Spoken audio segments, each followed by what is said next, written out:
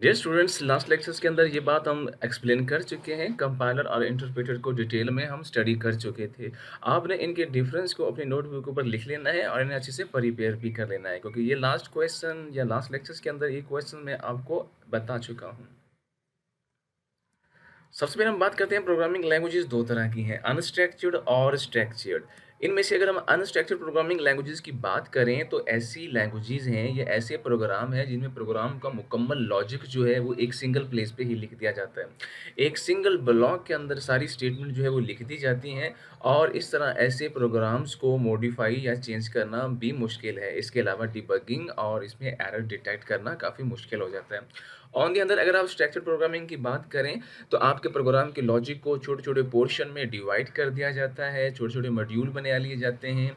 Mean एक programme के अंदर अगर हमने मैथमेटिकल ऑपरेशन करने हैं तो एडिशन का मॉड्यूल अलग बन जाएगा, मल्टीप्लिकेशन का, सब्ट्रैक्शन का और डिवीजन का छोटे-छोटे प्रोग्राम बन जाएँगे। तो एक बड़े लॉजिक को छोटे-छोटे लॉजिक्स में डिवाइड कर देना, ये स्ट्रक्चर्ड प्रोग्रामिंग कहलाता है और इन छोटे-छोटे प्रोग्राम्स के पोर्शन को हम फंक्शन भी कहते हैं।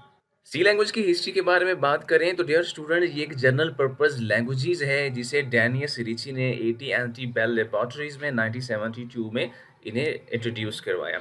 डेनिस रिची असल में एक अमेरिकन कंप्यूटर साइंटिस्ट था, इसी ने सी लैंग्वेज जो बनाई है। मीन इससे पहले बी लैंग्वेज मौजूद थी जिसे केन थॉमसन ने जो है वो इंट्रोड्यूस करवाया 1970 में। तो असल में ये सी लैंग्वेज जो है ये बी लैंग्वेज का एक अपडेटेड वर्जन थी। तो सी लैंग्वेज जो है ये आमतौर पर system software under Unix operating system के लिए यूज़ हो रही थी। लेकिन आज अगर हम देखें तो सी लैंग्वेज जो है वो बहुत ज़्यादा पॉपुलर प्रोग्रामिंग लैंग्वेजेस है जिसकी मदद से मुख्तलिफ किस्म के एप्लीकेशन प्रोग्राम भी बनाए जा रहे हैं, जैसे कि word processing program, spreadsheet programs और इसके अलावा डीबीएमएस और गेम्स के प्रोग्राम भी बनाए जाते हैं। 1980 में अमेरिकन नेशनल स्टैंडर्ड इंस्टीट्यूट ने सी लैंग्वेज के लिए एक स्टैंडर्ड मुतारफ करवाया जिसका नाम ANSI सी रखा गया था। इस स्टैंडर्ड के मुताबिक सी लैंग्वेज में बहुत सारी चीज़ों का इजाफा भी किया गया और पूरी दुनिया के अंदर कहा गया कि अब सी लैंग्वेज को इस स्टैंडर्ड के मुताबिक यूज़ किया जाएगा। सी लैंग्वेज के एडवांटेजेस की बात करें तो हम सबसे पहला एडवांटेज कहेंगे ईजी टू अंडरस्टैंड। हम हाई लेवल लैंग्वेज के एडवांटेज पढ़ चुके हैं, उनको माइंड में रखें और उनको अगर माइंड में रखेंगे तो आपके लिए आसानी रहेगी, क्योंकि इंग्लिश लैंग्वेज की तरह इसकी स्टेटमेंट्स होती हैं, इसलिए इनको समझना बहुत ज़्यादा आसान है। इसके अलावा यह मिडिल लेवल लैंग्वेज है। इट मीन्स दैट आपका यूज़र, आपका प्रोग्रामर जो है ईजिली इसमें प्रोग्रामिंग जो है वो कर सकता है, क्योंकि इसके अंदर लिखी जाने वाली स्टेटमेंट्स तकरीबन इंग्लिश लाइक स्टेटमेंट्स की तरह ही होंगी। मशीन इंडिपेंडेंट है। हमने हाई लेवल लैंग्वेज की ये खूबी देखी कि किसी भी प्रोग्राम को आप किसी भी प्रोसेसर के ऊपर, सिस्टम के ऊपर रन कर सकते हैं। ये मशीन इंडिपेंडेंट होना कहलाता है। बहुत सारे बिल्ट इन फंक्शन भी मौजूद हैं जिन्हें हम लाइब्रेरी फंक्शन का नाम भी देते हैं। इससे प्रोग्रामिंग आसान हो जाती है। बहुत से बने बनाए फंक्शन मौजूद हैं, तो आपको खुद से फंक्शन नहीं बनाने पड़ते, तो कम वक्त में अच्छी प्रोग्रामिंग कर सकते हैं। हार्डवेयर कंट्रोल है लो लेवल लैंग्वेज की तरह, इसके अंदर ऐसी फंक्शनैलिटी भी मौजूद है जिससे आप हार्डवेयर को कंट्रोल कर सकते हैं। It means you can write your programs for your mouse, your keyboard. Specially keyboard के लिए आप डिफरेंट किस्म की जो कमांड्स हैं उनके लिए सी प्रोग्रामिंग के अंदर कोड कर सकते हैं। Easy to learn and use because हम ये कहते हैं कि इसकी तमाम तरह स्टेटमेंट्स जो हैं ये इंग्लिश लाइक वर्डिंग की तरह है, तो इसको सीखना बहुत ज़्यादा आसान है, अपनी सिंपल ह्यूमन लैंग्वेज की तरह है और इसे यूज़ करना भी बहुत ज़्यादा आसान है। सी प्लस प्लस के लिए बेसिक्स प्रोवाइड करती है, क्योंकि यहाँ सी में आप जो कुछ पढ़ेंगे इस तमाम तरह स्ट्रक्चर्स जिसमें सिलेक्शन स्ट्रक्चर्स है, लूप स्ट्रक्चर्स है और फंक्शंस वगैरह हैं, यही चीज़ें अगर सी प्लस प्लस में भी आपको पढ़ना पड़ेंगी। It mean that C provide the basics of your C plus plus language. Modularity है कि आप हाई लेवल लैंग्वेजेस में हम बात करते हैं, सी एक स्ट्रक्चर्ड प्रोग्रामिंग लैंग्वेजेस है, तो इसके अंदर लिखे जाने वाले जो प्रोग्राम्स हैं इनको छोटे-छोटे मॉड्यूल्स में, छोटे-छोटे फंक्शन में लिखा जाता है ताकि प्रोग्रामिंग आसान हो जाए। बेसिक स्ट्रक्चर ऑफ सी की हम बात करें तो असल में हर प्रोग्रामिंग लैंग्वेज को लिखने का एक तरीकाकार है। ये इसका तरीकाकार, इसकी फॉर्मेट या इसका स्ट्रक्चर कहलाता है। मीन वो फॉर्मेट या तरीकाकार जिसकी मदद से आपने कंप्यूटर प्रोग्राम लिखने हैं वो उस प्रोग्राम का स्ट्रक्चर कहलाएगा। तो डिफरेंट प्रोग्रामिंग लैंग्वेजेस हैं और उनके स्ट्रक्चर भी मुख्तलिफ हैं, जैसे कि सी प्लस प्लस का अपना स्ट्रक्चर होगा, जावा का अपना होगा और सी लैंग्वेज का अपना एक स्ट्रक्चर होगा। क्योंकि सी एक स्ट्रक्चर्ड प्रोग्रामिंग लैंग्वेजेस है, इसलिए इसको लिखने के लिए प्रॉपर प्रॉपर तौर पर कुछ वेज और तरीकाकार जो डिफाइन किए गए हैं, ये वेज या तरीकाकार इस प्रोग्रामिंग लैंग्वेज का स्ट्रक्चर्स कहलाते हैं। अगर आप यहाँ पे देखें तो एक बेसिक स्ट्रक्चर लिखा नज़र आ रहा है। सबसे पहले आपको हैश इंक्लूड और एंगल ब्रैकेट्स के अंदर stdio.h लिखा नज़र आ रहा है, ये इसका प्री प्रोसेसर डायरेक्टिव है। उसके बाद वाइड मेन और ब्रैकेट्स के अंदर फिर वाइड स्टार्टिंग और एंडिंग करली ब्रैकेट्स हैं, ये मेन फंक्शन कहलाएगा। मेन फंक्शन के अंदर यानी इसकी ब्रैकेट्स के अंदर जो है वो आप स्टेटमेंट्स देख सकते हैं, ये कि तीसरा सेक्शन सी की स्टेटमेंट्स कहलाता है। आज के इस लेक्चर्स के अंदर हमने pre processor directives, main function और सी स्टेटमेंट क्या है इनको स्टडी करना है, क्योंकि ये तीनों चीज़ें बेसिक स्ट्रक्चर ऑफ सी का जो है वो हिस्सा है। बेसिक स्ट्रक्चर्स को थोड़ा सा मैं एक्सप्लेन करूं तो इस बेसिक स्ट्रक्चर्स के अंदर हम ये देख रहे हैं कि प्री प्रोसेसर डायरेक्टिव जो हैं जो सबसे पहले यूज़ हो रही हैं, ये हेडर फाइल्स की शक्ल में मौजूद होती हैं। मीन आप देख रहे हैं हेडर फाइल stdio.h जो है यहाँ पर प्रोग्राम के शुरू में आपको नज़र आ रही है।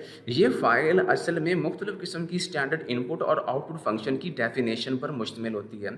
जब भी आप अपने प्रोग्राम के अंदर कुछ ऐसे फंक्शन यूज़ करेंगे इनपुट या आउटपुट के हवाले से, तो आपको उन फंक्शंस के लिए उनकी मतलूबा हेडर फाइल लगाना पड़ेंगी।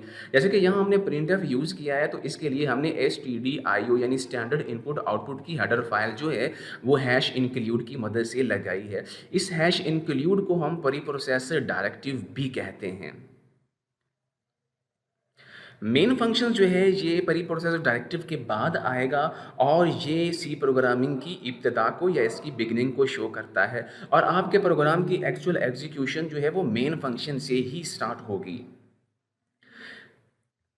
मेन बॉडी के बाद अगर आप देखें तो कुछ स्टेटमेंट और इंस्ट्रक्शन जो हैं सी प्रोग्राम की आपको लिखी नज़र आ रही होंगी, जो मेन फंक्शंस के बाद करली ब्रैकेट्स के अंदर लिखी नज़र आ रही हैं। करली ब्रैकेट्स को डेलिमीटर्स भी कहते हैं। तो जितनी भी स्टेटमेंट हम इसके अंदर लगाएंगे, इन स्टेटमेंट्स को हमने सेमीकोलन से ख़त्म भी करना है।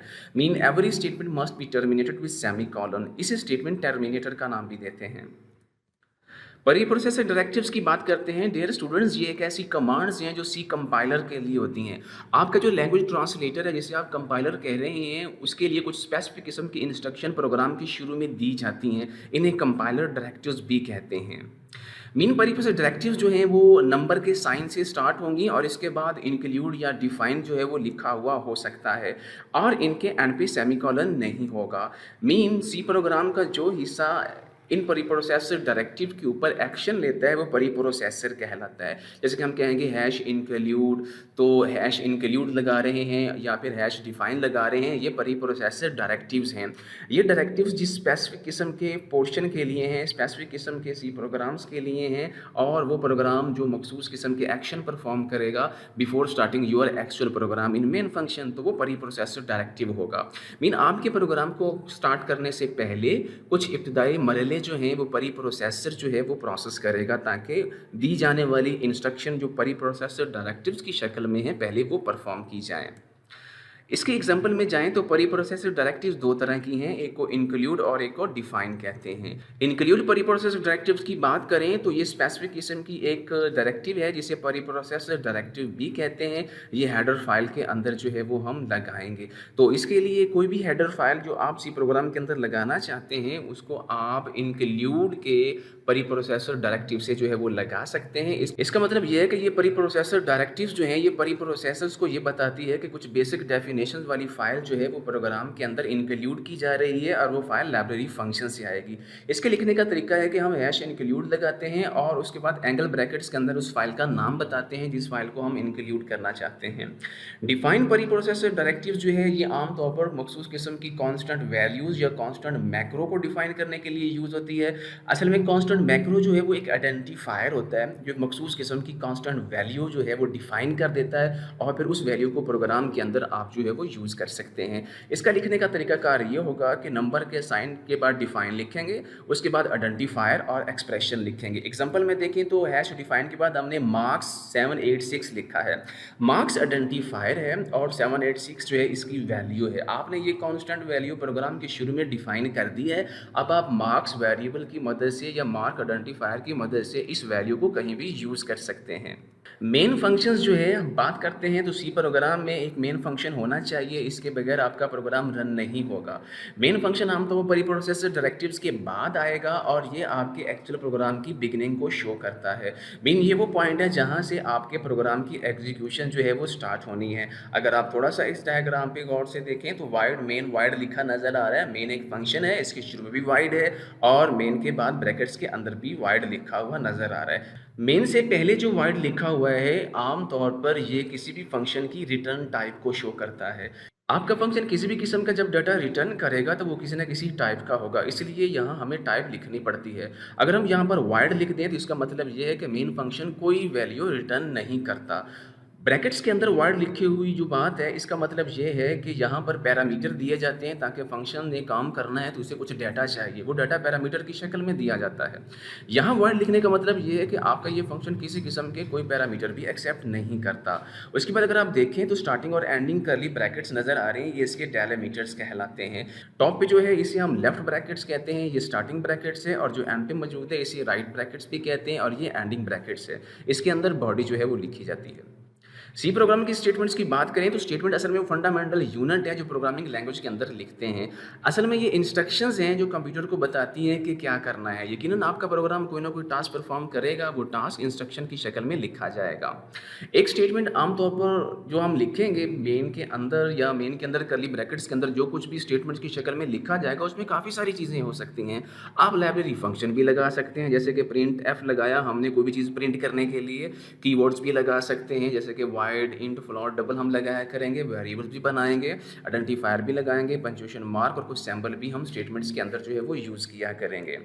एक और इम्पॉर्टेंट चीज़ है कि जो सेट ऑफ स्टेटमेंट्स आप करली ब्रैकेट्स के अंदर लिखेंगे मेन फंक्शन के अंदर भी हो सकती हैं या फिर वो किसी और यूज़र डिफाइंड फंक्शंस की भी हो सकती हैं। इसका मतलब है कि फंक्शंस मेन तो ज़रूर होगा, मेन के अलावा भी कोई फंक्शन हो सकता है जिसके अंदर आप स्टेटमेंट जो है वो लिख सकते हैं। हर स्टेटमेंट सी प्रोग्राम के अंदर लिखेंगे, अभी हम बता रहे थे सेमीकोलन से एंड की जाएगी। सेमीकोलन को स्टेटमेंट टर्मिनेटर कहते हैं, और अगर आप सेमीकोलन किसी स्टेटमेंट के एंड पर नहीं लगाएंगे तो एक एरर मैसेज आता है जिसे कहते हैं स्टेटमेंट मिस।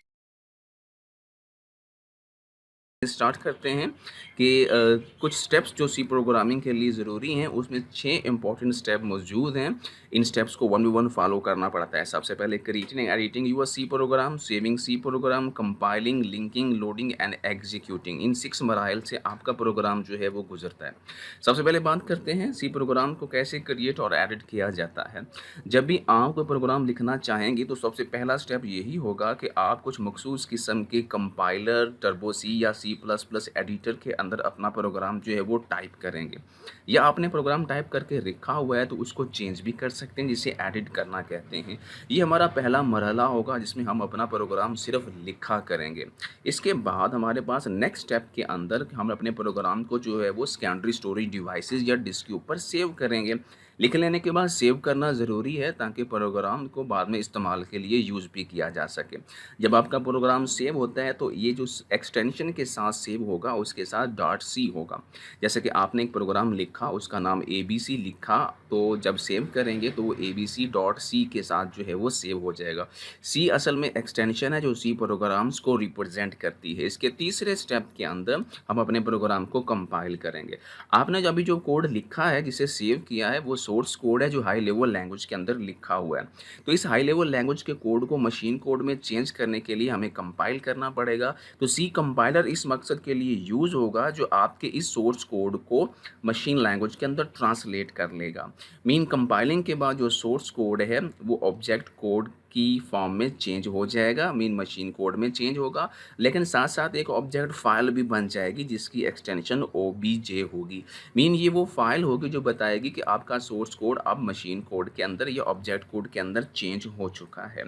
हमारे चौथे स्टेप्स के अंदर अब हम कुछ सी प्रोग्राम्स के साथ कुछ लाइब्रेरीज लिंक करने वाले हैं।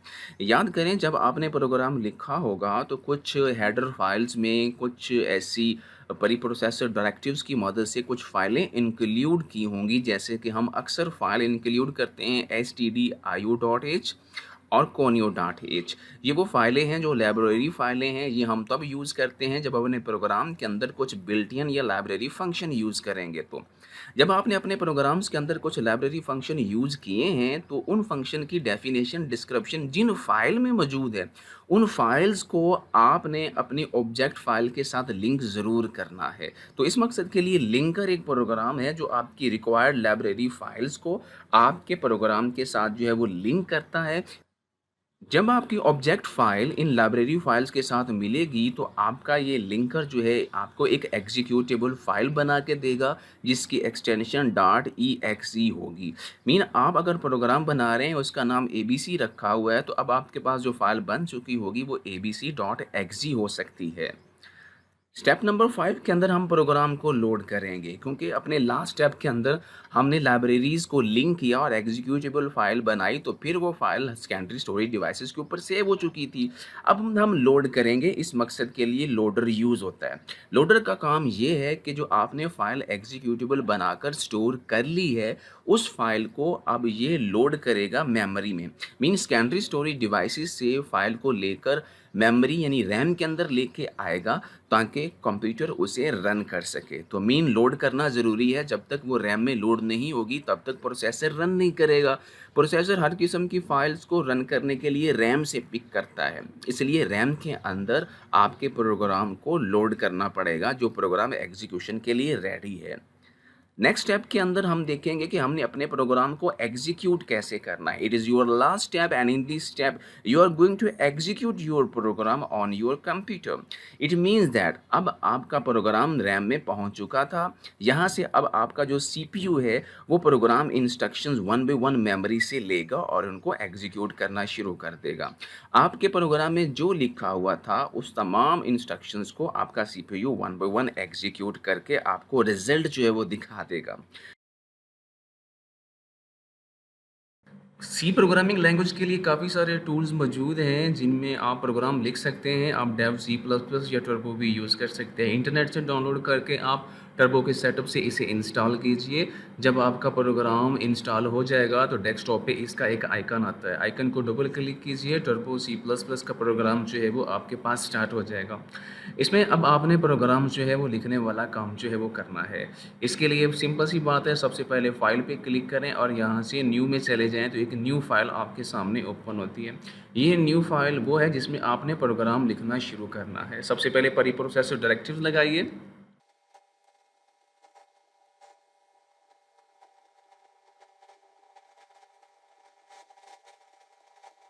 ये वो बेसिक स्ट्रक्चर था जो आपको मैंने पहले भी एक्सप्लेन किया था। अब यहाँ पर हम कोई भी स्टेटमेंट लिखते हैं, इसके लिए हम आम तौर पर प्रिंट एफ स्टेटमेंट जो है वो लगाते हैं ताकि मुख्तलिफ़ किस्म की चीज़ें जो हैं वो आउटपुट के तौर पर दिखाई जा सकें।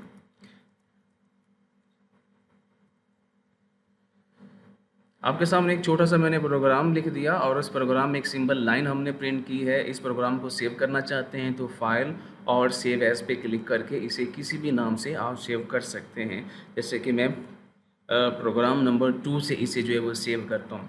ये फ़ाइल जहाँ सेव हो रही है सी के अंदर, टर्बो सी के नाम से ये आपका सॉफ्टवेयर इंस्टॉल है, उसके अंदर बिन का फ़ोल्डर है और बिन के फ़ोल्डर के अंदर आपकी फ़ाइल जो है वहाँ पर स्टोर हो रही होगी। आप यहाँ पर इसको ओके करके इस फ़ाइल को जो है वो सेव कर लेते हैं। इसके बाद इसे कंपाइल करते हैं। कंपाइल के बटन के ऊपर क्लिक कीजिए और यहाँ पे कंपाइल या Alt+F9 शॉर्ट की भी जो है वो आप प्रेस कर सकते हैं। आप कंपाइल करते हैं तो आपका प्रोग्राम सक्सेसफुली कंपाइल हो जाता है। वार्निंग और एरर्स भी ज़ीरो हैं। अगर यहाँ पर कुछ नंबर वैल्यूज़ आ रही हैं तो मीन इतने एरर्स हैं, आपने उन एरर्स को करेक्ट करना होगा। इसके बाद प्रेस यानी कि आपका प्रोग्राम जो है वो कंपाइल हो चुका है। अब आपने इस प्रोग्राम को रन करना है। जैसे ही आप रन के बटन के ऊपर क्लिक करते हैं, आपका लिखा हुआ प्रोग्राम जो है वो रन हो जाता है और आउटपुट नज़र आना शुरू हो जाती है, वेलकम टू सी। इसी तरह अगर आप चाहें तो फाइल पर क्लिक करें। फाइल पर क्लिक करने के बाद ओपन के ऊपर क्लिक करें और आपने जो प्रोग्राम का नाम लिखा था, प्रोग्राम 2, जिस नाम से प्रोग्राम लिखा था उसे आप यहाँ पे लिखें। ओपन के बटन पे क्लिक करें, आपका वो प्रोग्राम नंबर प्रोग्राम 2 जो आपने लिखा वो यहाँ पर ओपन हो जाता है। बाकी इसका जनरल सिंटैक्स है, जनरल स्ट्रक्चर है जो मैं पहले भी आपको एक्सप्लेन कर चुका हूँ। आपने कोशिश करनी है कम से कम एक अपना प्रोग्राम ज़रूर लिखें।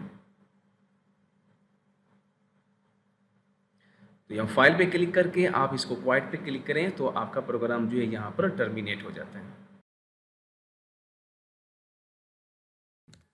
सबसे पहले हम देखते हैं बग्स क्या हैं और इन बग्स को कैसे ख़त्म करते हैं। असल में जब आप प्रोग्रामिंग करेंगे, मुख्तलिफ़ किस्म के प्रोग्राम लिखेंगे, तो इब्तदाई तौर पर आप काफ़ी सारी मिस्टेक्स जो है वो कर सकते हैं। इसका मतलब ये हुआ कि ये मिस्टेक्स जो मुख्तलिफ़ किस्म के प्रोग्रामिंग रूल्स की वायलेशन की मदद से आ सकती हैं, या कुछ ऐसी प्रॉब्लम्स जिनकी वजह से आप इनिशियली तौर पर जो है वो मिस्टेक करेंगे, ऐसी तमाम तर मिस्टेक्स को हम एरर्स को हम बग का जो है वो नाम देते हैं।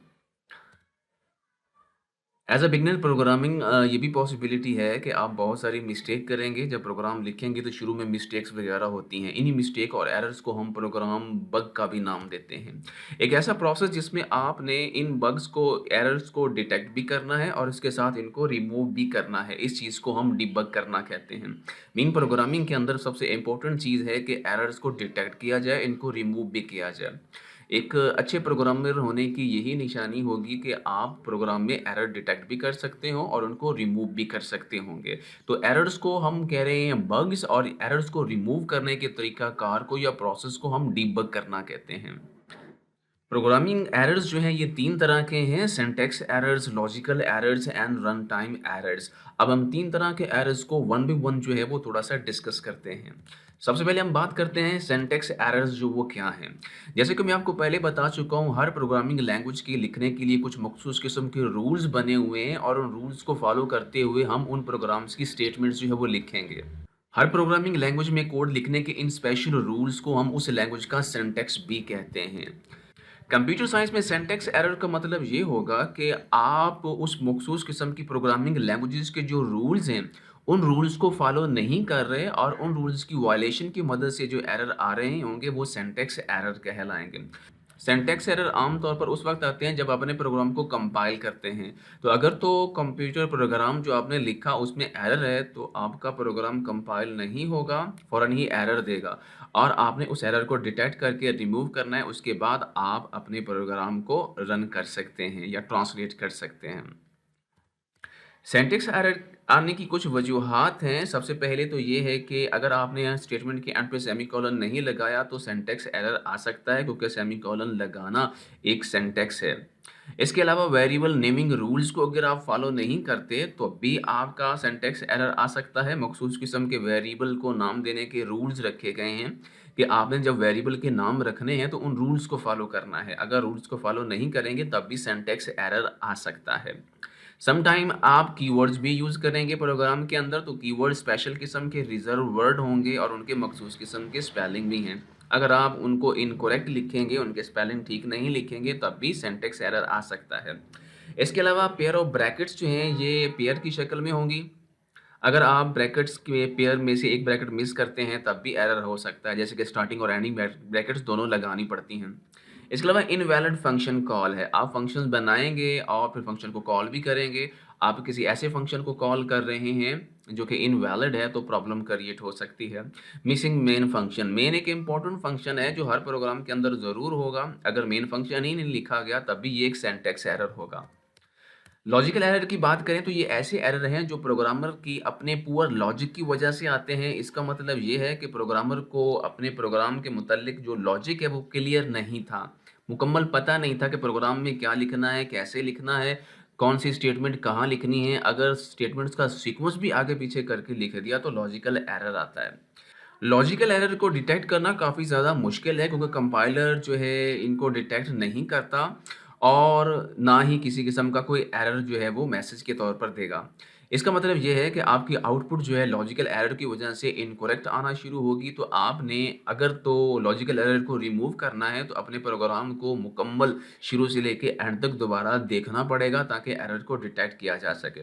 आमतौर पर ऐसे एरर तब आते हैं जब आपने कुछ फार्मूला इनकरेक्ट लिख दिया हो। अगर इनकरेक्ट फार्मूला लिखेंगे तो आपका कंप्यूटर प्रोग्राम जो है उस इनकरेक्ट फार्मूले के मुताबिक कैलकुलेशन कर देगा, लेकिन आपके पास जो रिजल्ट हैं फिर वो इनकरेक्ट आ रहे होंगे। इसीलिए आपने अपने प्रोग्राम को शुरू से लेके एंड तक दोबारा रिव्यू करना है ताकि एरर को देखकर उसे रिमूव कर सके। रन टाइम एरर की बात करें तो ये एक ऐसा एरर है, ये तब आएगा जब अपने प्रोग्राम को एग्जीक्यूट करेंगे। तो प्रोग्राम की एग्ज़ीक्यूशन की जब हम बात करते हैं, तो इसका मतलब ये है कि प्रोग्राम सक्सेसफुली ट्रांसलेट हो चुका है, आप रन करना चाहते हैं। इस दौरान अगर आप प्रोग्राम के अंदर कुछ ऐसी फ़ाइल ओपन करना चाहते हैं जिसका पाथ इनकरेक्ट है, तब भी रन टाइम एरर आ सकता है। या फिर मेमोरी मौजूद नहीं है, मेमोरी जो है वो करप्ट हो चुकी है या मेमोरी फुल हो चुकी है, तो मज़ीद स्पेस नहीं है, तब भी रन टाइम एरर आ सकते हैं। या हार्डवेयर फ़ेल हो जाए, तब भी रन टाइम एरर आ सकते हैं। इस दौरान आपका प्रोग्राम क्रैश हो जाएगा, प्रोग्राम को लॉस हो जाएगा।